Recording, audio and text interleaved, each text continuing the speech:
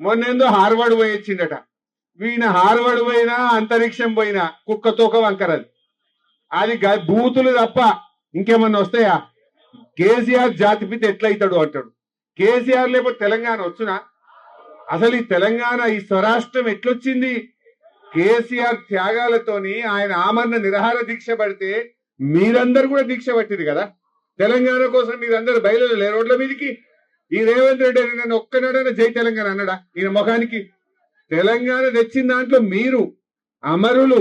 కేసీఆర్ ఇంతమంది కొట్టన తెచ్చినాం. కేసీఆర్ లేకపోతే తెలంగాణ వచ్చునా? అసలు అది వచ్చబెట్టుకే నువ్వు ఇలా కుర్చీలో కూర్చున్నావు. ఈయన కేసీఆర్ ముమ్మాటికి జాతిపిత, రేవంత్ రెడ్డి బూతు పిత. వీడు బూతులు తప్ప ఉన్నతే ఎవరికి? అదే నువ్వు ఇప్పుడు ముఖ్యమంత్రి అంటే ఏం మాట్లాడాలి? ఇగో నేను 4,000 పింఛన్ రేపటికెళ్ళి ఇస్తున్నా అని చెప్పాలి. లేకపోతే నేను మహిళలకు బాండ్ పేపర్ మీద రాసి సంతకం పెట్టి ప్రామిసరీ నోటు మీద 2,500 ఇస్తా అన్నా ఇక రేపటి నుంచి ఇస్తా అని చెప్పాలి. గది చెప్పాడు. అదేం మాట్లాడాడు? మాట్లాడితే బూతులే బూతులు, తిట్టుడే తిట్టుడు. అరే కేసీఆర్ ఏమో